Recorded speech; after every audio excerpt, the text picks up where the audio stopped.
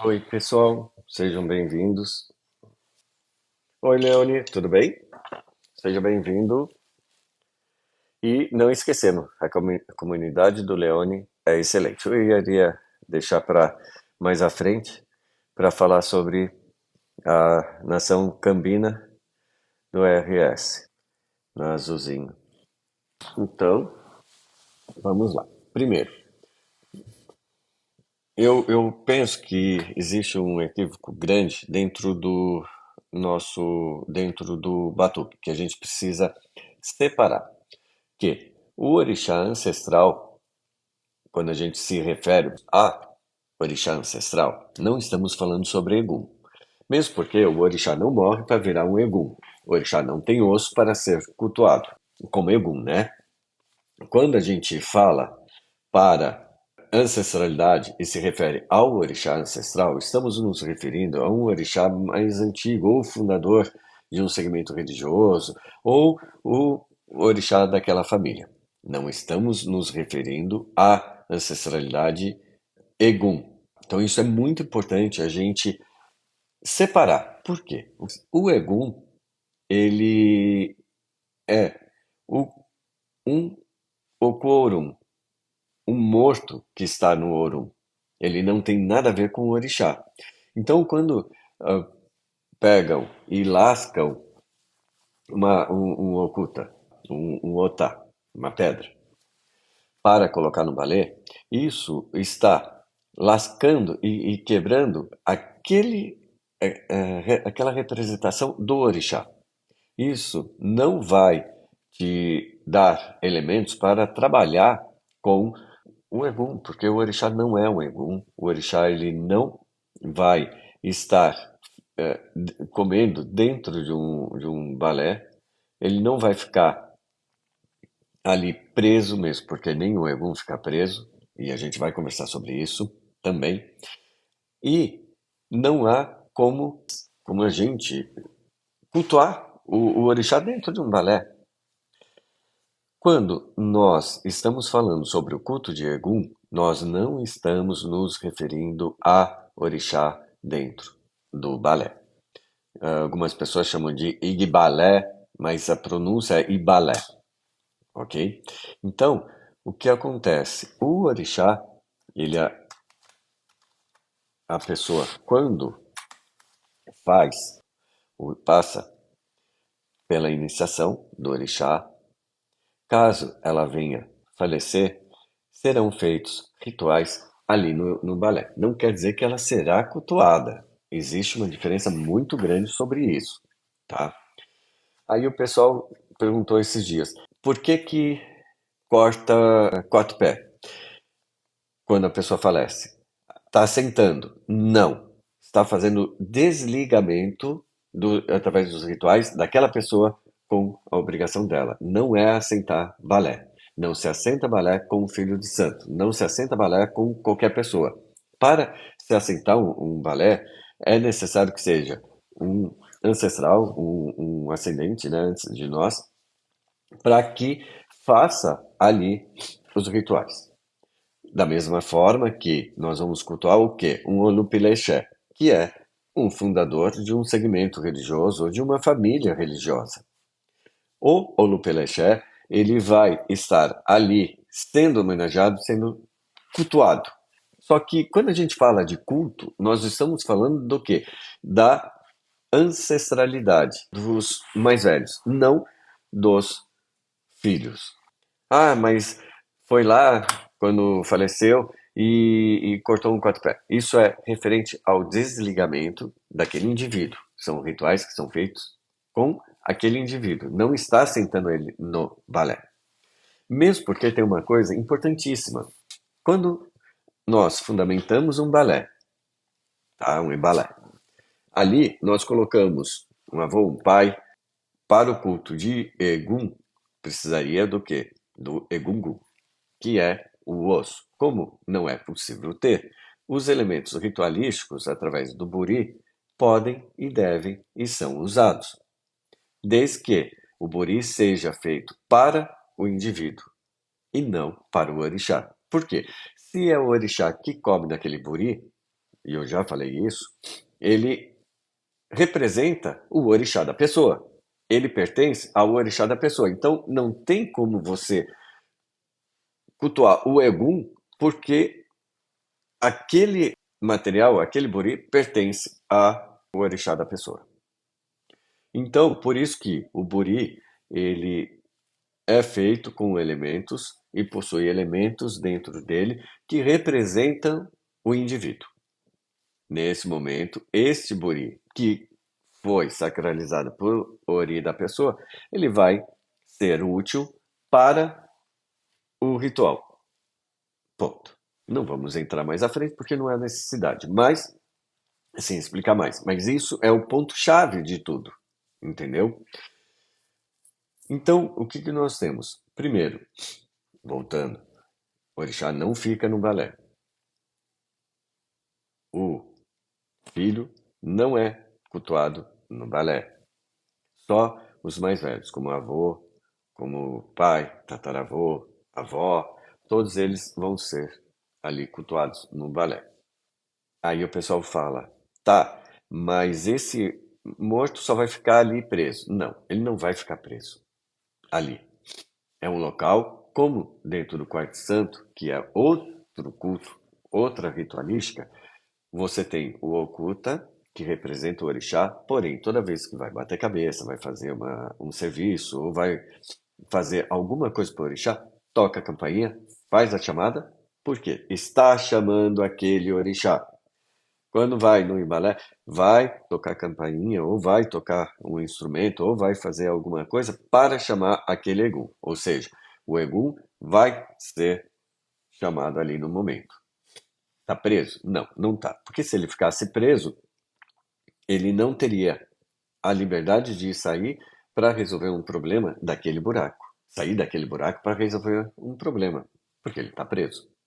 Então, veja, o pessoal fala, ai, mas como que ele responde aqui, responde lá? Sim, responde sim, e basta ter o fundamento e ter o IPIN dele, que é uma partícula. Eu tenho filhos de santo que ele mora lá no Mato Grosso e tem um IPIN do meu balé lá para ele. Então, o que eu cultuo aqui, ele cultua lá. Por quê? Tem uma partícula do meu balé. E a ancestralidade que é cultuada aqui também responde lá. Veja, eu penso que todos nós poderíamos cultuar os nossos Olupelexé, o fundador ou da nossa família, ou o fundador do segmento religioso, que é uma coisa importantíssima para nós, entendeu? Porque através dele começou o nosso segmento, que nem a Cambina. Através dele, ou de uma família, começou ali o nosso, a nossa família religiosa. Então, é importante a gente ter o culto à ancestralidade. Porém, vamos dar um exemplo. O Pai Valdemar pode ser cultuado no Ibalé? Sim, deve. Por quê? Ele é o fundador do segmento religioso. Então, todas as casas de Cambina deveriam e podem ter o Pai Valdemar sendo cultuado no Ibalé dele. Veja, o Pai Valdemar vai ficar preso no balé? Não, não vai. A gente não sabe nem se hoje ele já não encarnou. Então, como que a gente vai cultuá-lo? É a memória, é tudo aquilo que representa ele que vai e será cultuado ali no balé. Quem responde? Possivelmente a massa ancestral, aqueles que pertencem à Cambina respondem ali também. Pessoas que foram feiticeiros, pessoas que foram más, elas não têm como serem veneradas e cultuadas dentro de um balé, porque o balé é um local é uma honraria para os nossos ancestrais. Não é um local de feitiçaria, de maldade, de dano e de prejudicar ninguém. O Egum não serve para isso. Luiz Sessi, uma pergunta. Como trata desse balé um filho que pode Ah, Luiz, é o seguinte. A sua pergunta como que faz de um balé para outro passar uma partícula? É fundamento. Isso a gente procura não passar. Porque o intuito nosso é falar sobre a filosofia, falar sobre a finalidade de um balé, sobre o para que ele serve para a comunidade, entendeu? Então, assim, a gente, fundamentos e algumas coisas que possam explicar como levar, como trazer, a gente reserva para dentro do culto. Me perdoe, mas eu procuro focar para a história e a cultura.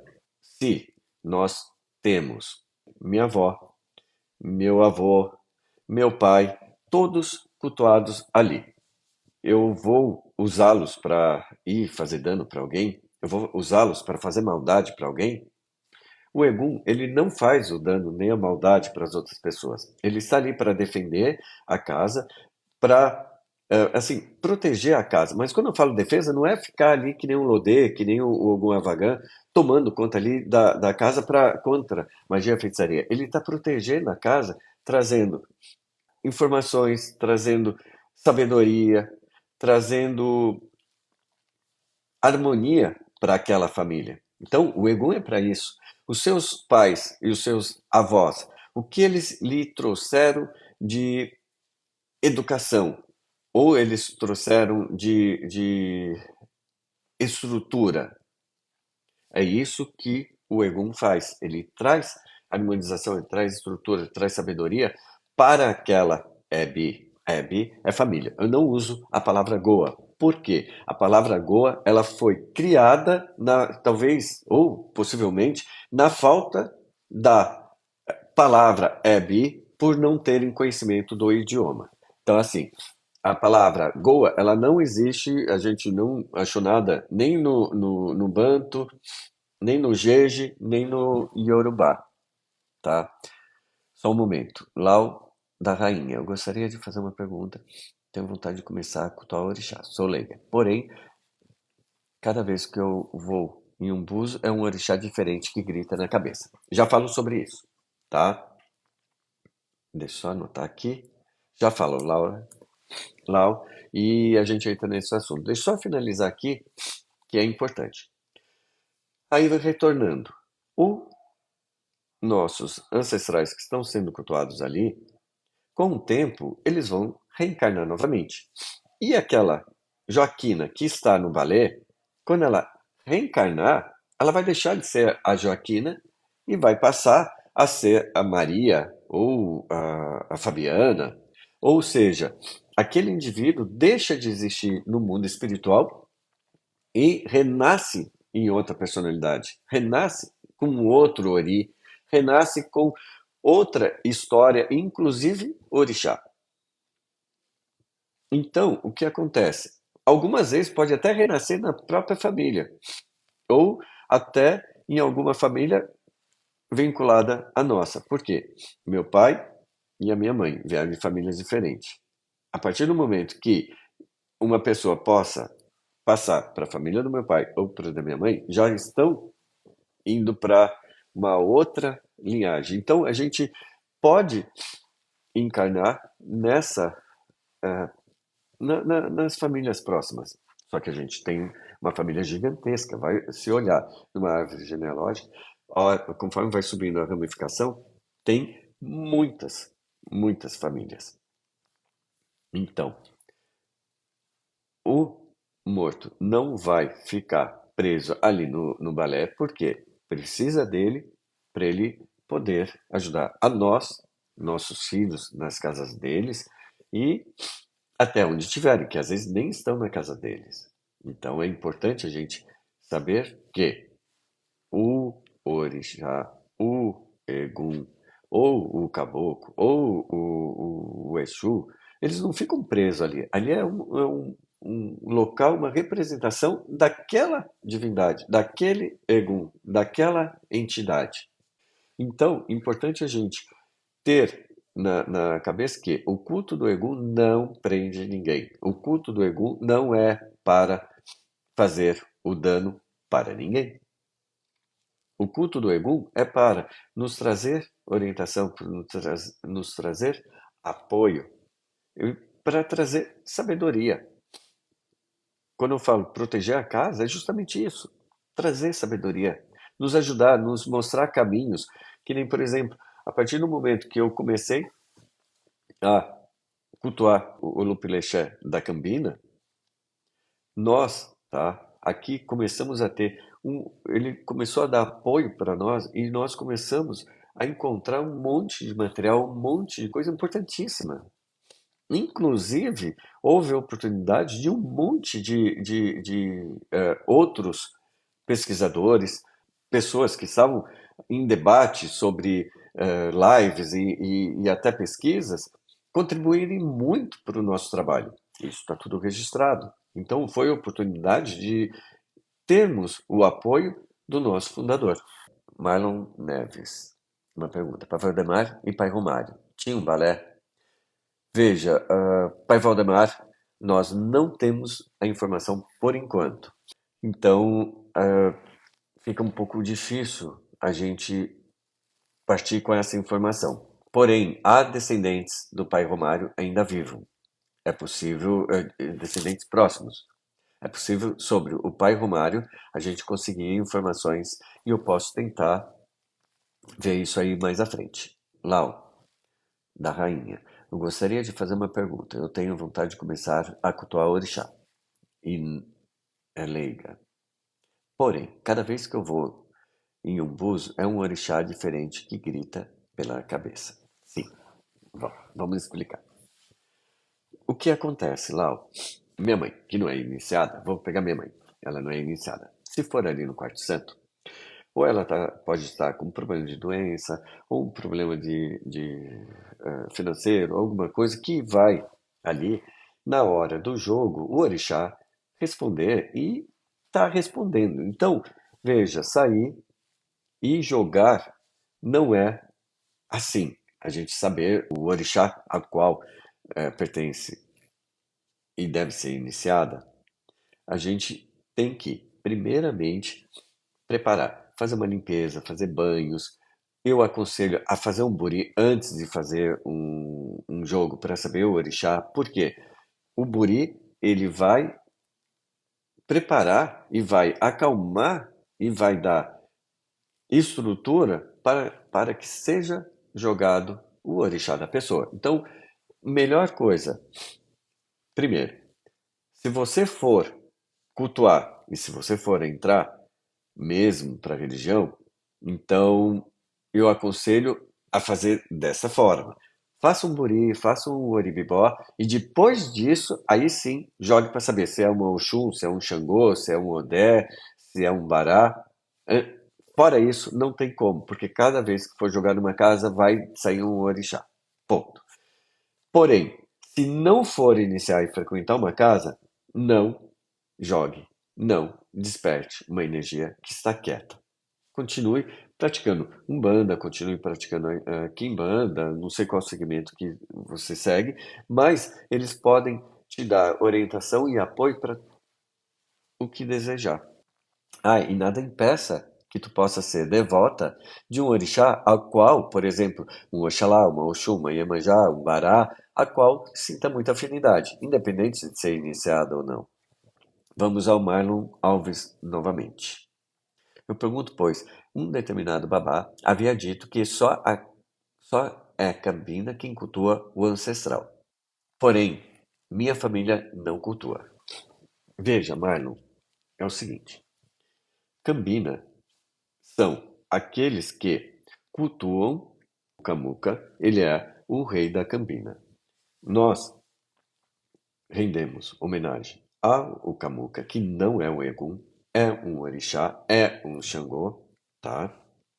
E nós fazemos os rituais pertinentes ao segmento. De certa forma, não há necessidade que se tenha balé dentro de casa para que se seja confirmada uma cambina. Eu fui feito em 1982 pelo Luiz Carlos da Oxum, feito pelo Pai Leão, ambos aqui do Sul, Porém, o pai Luiz Carlos da Ushum foi morar lá em São Paulo. O pai Luiz Carlos da Ushum tinha 30 anos de batuque na mão do pai Cleon. Ele não tinha balé. Ele deixou de ser um cambina? Não. Toda vez que cantava para o Camuca, todos se abaixavam. Toda vez que fazia uma homenagem ou fazia um fundamento, ele cumpria os rituais, ou seja, ele fazia tudo que aquilo estipula para os fundamentos da cambina. Então, veja, não há necessidade. Se tiver que fazer, quem vai determinar é o jogo de búzios, ou os orixás. O batuque tem isso que é excelente, como lá na matriz Yorubá. Aqui também nós temos os orixás que chegam, falam, orientam, ajudam. Eles podem ditar, porque o culto é deles e é para eles, por os orixás. Se uma casa de Cambina, ela não começa no cemitério, porque é um culto de orixá, não é de Egum, nem de Okuorum. Ela começa com o orixá, tá? Ela não começa no cemitério. Ela é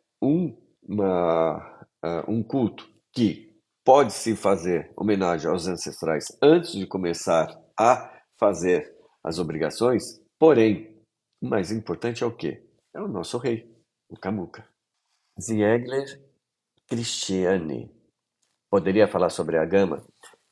Posso, mas eu peço a gentileza que tenho a mente aberta e muita, assim. Eu vou pedir até um favor. Nesse momento, vamos sentar como estudiosos.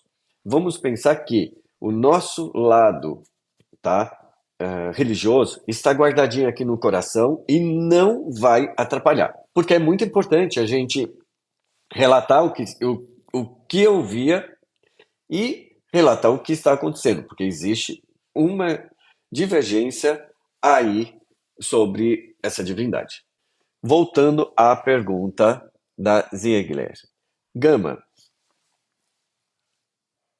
é, pelo que eu aprendi em 1982, Gama é um vodum masculino, tá? Representado pelo camaleão, chamado até de Agama.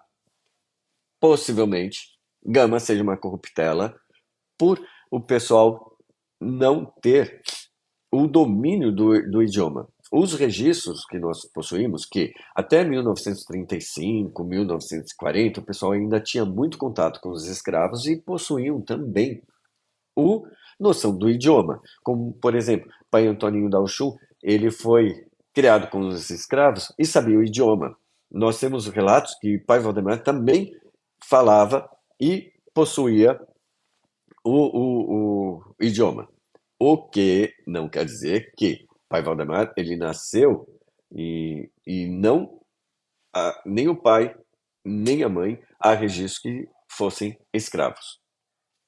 O pai possuía a profissão e, segundo os registros, a mãe dele também. Então, não há relatos de que eram escravos. Então, o que acontece? Eles possuíam a noção do idioma. De um tempo para cá, começou a ter uma grande diferença entre os idiomas. E a mesma coisa que acontece com Oxum de Mun virou A de Mun. A de Mun. Porque o J de Mun, ele também pode ser transcrito como D. E possivelmente seja isso que veio a criar a Demun. Ok? Bom, o Vodun, a gama, que é comum, a gente encontra muito povo iorubá ali por parte do Benin. Então, há possibilidade da gente ter um intercâmbio de orixás e terem trazido para cá orixás e voduns misturados. Esse agama masculino do batuque, possivelmente ele venha já aculturado, pois Os voduns não são cultuados em oculta. Eles são cultuados em outros elementos. Não ficam também trancados dentro de quartinho de orixá. Então, a forma que já veio, ele já foi aculturado pelo povo Yorubá. Então, assim, existe outro elemento também importantíssimo que a gente precisa saber que, para um vodum ser feito, há necessidade que seja feito por outro vodum. Então, e ele precisa estar manifestado no iniciado para ser feito esse vodum. Então, segundo informações do professor e babalorixá Charles. Então, a gente já tem informações que já são conflitantes, que é, não há como nós escondermos uma ocupação numa feitura de um vodum. Segundo, a forma a qual são cultuados Chapanã, Sapatá, dentro do batuque, através do oculta. O que eu conheço é isso que me foi ensinado em 1982, que seria, ou que é um Chapanã. Tanto que a cantiga do Agama é tirada entre a roda de Chapanã. Eu chamo de roda porque são as cantigas do Chapanã, as orins de Chapanã. Pode ver que quase lá no final começam a tirar cantiga para o Agama. E talvez entrou e começou o Agama e algumas pessoas começaram a dizer que não tenho registros assim, mas de quem foi ou de quando começou, que seria a esposa de Chapanã. Só que, veja, o Agama nós temos e não possuímos nenhuma divindade feminina entre as Oxuns para ser cultuada, mesmo porque se fosse uma Oxum, estaria entre as Oxuns, não ali entre os Chapanãs.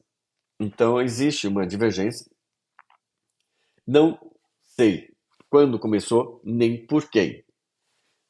E nós precisamos ainda um pouco mais de estudo sobre isso, ok? Vô Benedito, o senhor concorda com a famosa frase que achar dado não se retira? Exemplo, pois, quem ganha houver sempre terá. Sim. Veja, se você passou por uma iniciação, esses dias eu estava até falando sobre a iniciação do batuque. Nós não precisamos raspar e não raspamos. A iniciação ela é feita e ela fica fundamentada na nossa cabeça, ok? O que foi feito não se retira. O que você pode fazer, por exemplo, a pessoa saiu, foi para outra casa, você não vai tirar a mão daquela pessoa, botar outra. Você vai harmonizar, apaziguar aquela mão que estava e por outra, porque o que foi cento não sai. A mesma coisa com um oculta, ele foi cento. Não tem como, caiu água, o orixá desfez a obrigação. Não, não desfez a obrigação. Primeira coisa que eu faço quando eu chego em casa é justamente isso. Pegou o ocultar, passou ali pela sacralização. Já boto para fazer o ossé no Ami. Por quê? O orixá não tem que temer a água.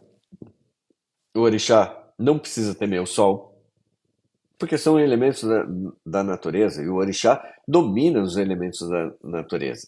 Veja, a pessoa que foi feita, ela permanecerá feita e partirá para o Orum, carregando todo aquele achar que foi feito. Por isso que se faz o desligamento quando a pessoa falece.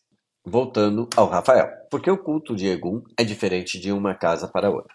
Bom, vamos ver uma coisa também. Se nós observarmos o buri, que é feito na casa do pai Cleon, ele segue um fundamento e uma forma.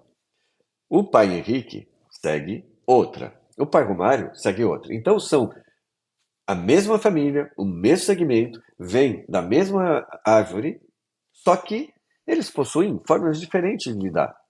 O balé também ele vai ter essa peculiaridade, fundamentos, conforme a, as feituras e também os fundamentos ali. Porém, a gente precisa deixar claro uma coisa. No balé, como a gente já conversou aqui, no balé, o que se cultua é o morto. O orixá do morto não fica no balé. Nem para segurar morto, nem para nada. O Egum é o morto. O orixá não vira Egum porque ele não morre, não tem osso, então não tem como fazer um culto ali ao orixá, porque o orixá é uma divindade, ele não regride, ele não se transforma num Egum.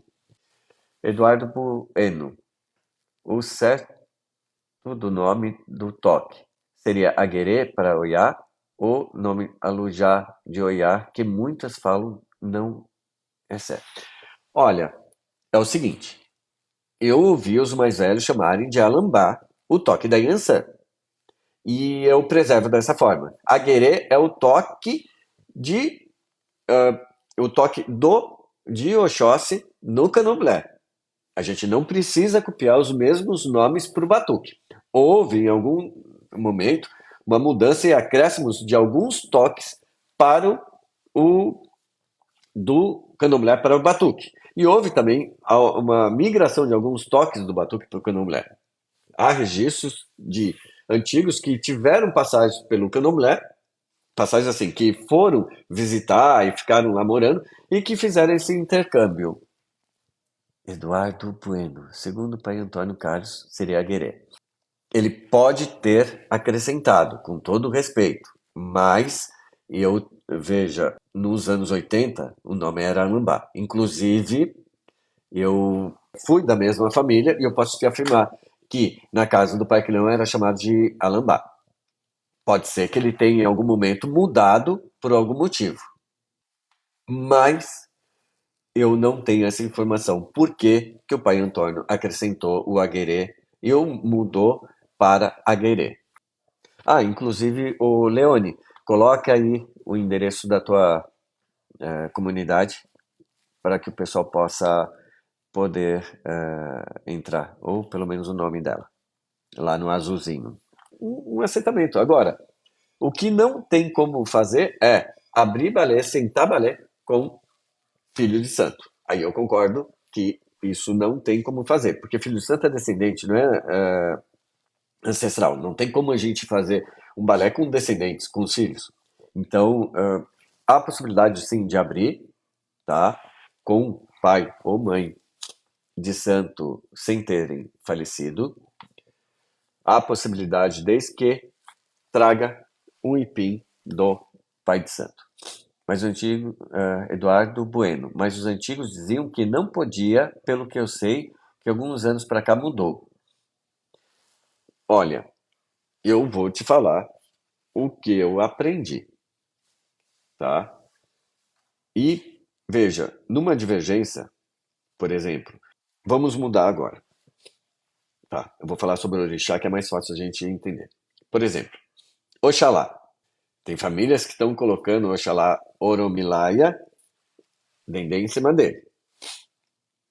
Tem famílias que tratam só com mel. Então, existe uma divergência. O que eu vou fazer? Vamos olhar para a matriz. Não adianta olhar para outra religião afro-brasileira, para outros segmentos. Nós vamos olhar para a matriz. Na matriz, servem Oxalá, Dendê no Oxalá? Tempero? Não. Então, a gente pega como base a matriz. O mesmo deve ocorrer com os outros segmentos, como Egum também. Nós precisamos ver o que é feito na matriz.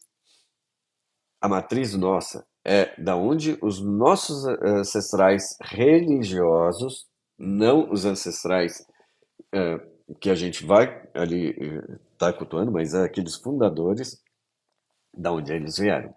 Com base nisso, a gente consegue ter o nosso culto. E da onde eles vieram? Eles vieram da África e trouxeram os elementos para criar e para fundar, criar fazer nascer o batuque, tá? Porque não existe batuque em nenhum lugar da África. Também não existe candomblé em nenhum lugar da África. Todos nasceram aqui. Gente, eu quero agradecer as rosas, os corações, as perguntas. Peraí, mais uma. Rafael, amigão, fiz o curso de Alabê, não Elambá e Arrum, de Oiá, ou Contregum, se assimila com Toquicarirem. Olha, Rafael, se você quiser, eu até te mostro escritos antigos, ou te mostro coisas que vão até te mostrar que houve um determinado tempo que começaram a acrescentar nomes para toques e trazer. Eu fui fazer uma entrevista com uma pessoa que é a Labê para fazer um trabalho. E eu virei e falei assim, olha, eu preciso dos toques tradicionais do batuque. Tá, quantos toques são? Aí ele virou e falou assim, tem uns 30, se quiser eu trago mais. Peraí, não entendi. Não, eu posso ir buscar mais para trazer. Falei, não, não, não, não. Eu quero o tradicional, eu não quero mais. Os 30 não fazem parte, porque tem cabula, cabula não é de batuque, aguerê não é de batuque, bravum não é batuque, e outros toques que são do candomblé. Tudo bem, todo mundo é livre para praticar o que desejarem e fazerem ou introduzirem novas cantigas, novas toques. Ninguém vai impedir, mas o tradicional do batuque são aqueles 8 ou 9 toques, os tradicionais. E aí a gente fez um trabalho em cima disso. Rafael, o Antônio Carlos ensinava assim também, mas talvez tenha bastante coisa que eu não saiba também. Rafael, eu vou te falar assim, veja, o alabê, ou era chamado tamboreiro na minha época, tá? O tamboreiro, ou se quiserem usar o nome correto, assim, um nome adequado, pode chamar Onilu. Ou seja, Onilu, dono do tambor, tá? Que toca o tambor. Por quê? O alabê, ele se refere aos tocadores de cabaça, que tocam ou com vareta em cima da cabaça para alguns rituais, ou até pode dizer que são para tocar o agê. Porém, no batuque convencionou que seria, o alabê seria os que tocam tambor. Não estou criticando isso aí. O que acontece? Houve muita mudança. Por exemplo, o tamboreiro, para ser feito na minha época, eu já até falei numa live, ele ia para a obrigação, a lata estava ali do lado, era preparada, era lavada, até as cordas eram lavadas e ficava ali. Tirava o cabrito ou o bicho, limpava ele ali do coisa que foi ofertado, limpava, secava e aquilo era o couro. Assim era preparado o axé do tambor. Assim era preparado o tamboreiro. Assim era preparado os tambores. Ninguém comprava em flora, ninguém usava tambor como é que chama? De couro de vaca. Era o tambor da obrigação, o couro da obrigação que saía. Hoje muita coisa mudou. Eu ainda mantenho o antigo tradicional. Adrian, fez a mesma pergunta que haviam falado antes sobre a Cambina depende de cultuar os ancestrais. Veja, a Cambina não sofre com a morte de alguém, porém, para-se tudo, não vai dar continuidade, tá? Se chegar a falecer alguém. A Cambina, ela é um culto ao orixá que tem, sim, um conhecimento grande à ancestralidade, mas não é dependente da ancestralidade para que ela seja, porque quem reina é Camuca e orixá. Rafael, cabula nem barravento não existe mesmo. Não, mas olha, me deram uma lista de quase 50 toques que eu quando eu fui fazer, eu falei, não, pode parar. Eu quero isso, eu quero esse, quero esse. Eu tive que sentar e ir filtrando os toques tradicionais. Rafael, mas Aguerê, o Antônio Carlos e o Teixeira de Oxalá falavam em Aguerê para Odé. Eles usavam essa expressão. Vamos agora ver o seguinte. Você me citou dois. Nós precisamos ir para os tamboreiros antigos para pegar o que eles falavam.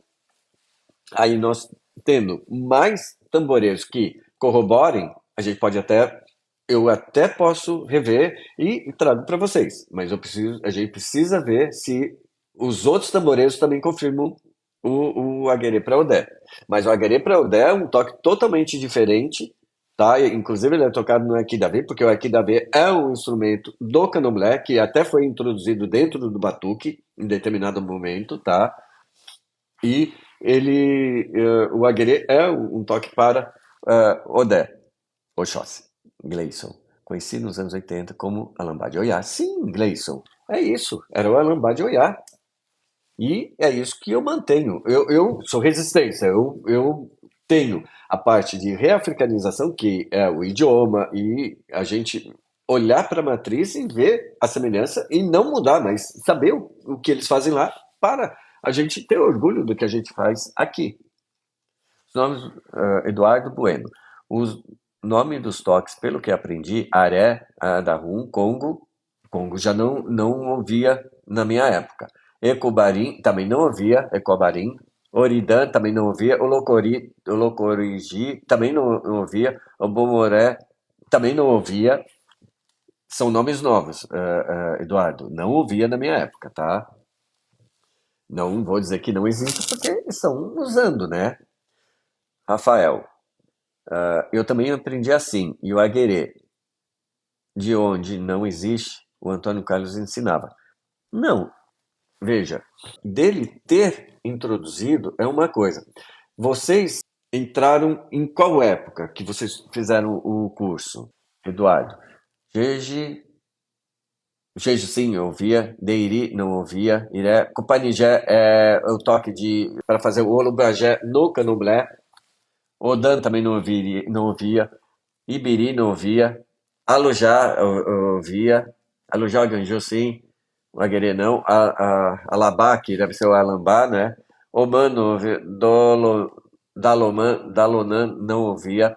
Dalonan é um toque de Exu que é feito na saída. Na verdade, não é a saída, é um toque que é tirado para fazer a muzenza do Iaú. Rafael, nos materiais do Antônio Carlos ensinava assim. Veja, Rafael, é preciso a gente ver se de quando começou a entrar esse material. Se no começo ele ensinava, porque ele tocava na casa do Pai Leão. Veja, e eu fiquei na família de 82 até 2000. Eu não ouvia. Eu nunca ouvi esses nomes até 2000. Marta dos Santos. Hoje em dia, muitas casas estão só passando o Achorô em cima do couro. Já presenciei. Eu nunca presenciei, então eu não sabia. É a primeira vez, Marta. Eduardo Bueno. Rafael, exatamente. Rafael. Já ouvi Congo ser chamado de Odilade. Não ouvi, na minha época, não ouvia chamarem esses dois nomes. Deixa eu ver. Gleison. Muito descarnei e sequei couro para obrigação para fazer tambor. Justamente, Gleison. Justamente, porque isso era Inclusive, eu tenho um tambor de quase 60 anos que o couro, hoje, eu não consegui. Porque com esse negócio da pandemia, acabou com o couro, eu tive que pegar outro e eu vou preparar couro para poder fazer. Porque é assim que os tambores eram feitos. Sim, Rafael, sim, mais referências. Adrian, pergunto por que acá na Argentina foi uma casa de cabina, tinha balé, não tinha balé, porque não, porque tinha leba. Não, Adrian, o leba e o balé são coisas totalmente distintas, tá? O leba não tem nada a ver com balé. É um bará como o lodê que fica na rua para cuidar da comunidade. Não tem nada a ver com balé, ok? E como eu falei, meu pai de santo, ele tinha 30 anos na mão do pai Leão. E ele não tinha balé, com casa aberta e muitos filhos, e não tinha balé na casa dele. E ele nem queria abrir balé na casa dele. Rafael. Sim, entendo, mas o Antônio Carlos formou vários alabês, era uma referência, então como fica? Não, eu não tenho como falar porque assim, eu não fiz o curso, ele, na verdade, não está entre nós, não seria ético a gente poder questionar dessa forma, mas eu penso que vocês poderiam, entre vocês, fazerem um APJ e decidirem se voltam a fazer o costume antigo ou se mantêm o que foi ensinado pelos seus mais velhos. Rafael, mas ele pegou de vários mestres. Quais os mestres? Precisa agora informar quais foram os mestres que foram pegos. Rafael, o Tureba e o Borel. O Borel, eu nunca ouvi informações sobre isso. Apesar que o Borel morou, segundo informações, ele morou ali com o povo do Candomblé. Ele era chamado para ir em eventos do Candomblé, tanto que existe um registro que eles até informam que ele seria mestre Calixto Borel, e eles colocam como candomblecista. Eles nem citam como que ele fosse o batuqueiro. Rafael Pedro de Iemanjá diz que aprendeu com Borel. Olha, o Borel ele falava algumas coisas, dava para entender algumas coisas que o Borel falava. Eu não fiz uma análise sobre o a fala do Antônio Carlos, mas eu sugiro que vocês peguem e peça para um nativo, hoje tem facilidade, um nativo ou alguém que domine, tem aquele, o Educa Orixá, professor Vander, para ele ouvir e pedir para ele, pelo menos, tentar traduzir e ver o que ele fala do coisa. É uma dica para vocês poderem fazer uma pesquisa aí entre o que vocês estão falando, que possivelmente ele deve ter passado para vocês. Gleison, é que tem um detalhe: o pai Antônio Carlos ensinava porque o tamboreiro tem que saber todos os toques, mas isso não quer dizer que precisa tocar no batuque, correto? Porque os toques e os ritmos são totalmente diferentes. Deixa eu ver, Rafael, por exemplo, hoje tem Rez que na época não cantava, concordo plenamente. A Orissalulê não é uma cantiga do batuque. Nanã Kijaossi é uma cantiga de Nanã que fala que ela é a dama da sociedade. Foi parar no Lanã, no Lodê. Então, assim, precisa-se a gente parar para conversar, falar com os mais velhos para a gente ver por que que está entrando tudo isso e o que está acontecendo. Não é, é de Nanã. Nanã que já o si alodê, ou Nanã que já se dó e alodê. É uma cantiga para Nanã. Tá falando de Nanã, não é Lanã, é Nanã, ok? Gente, um beijo no coração. Eu espero vocês o mais breve possível. Vou ver se eu consigo voltar amanhã, porque com o nenê fica mais difícil. Gente, um super abraço. Clóvis, querido, um abraço para ti também. Um super beijo no coração de todo mundo e até a próxima. E bênçãos trocadas.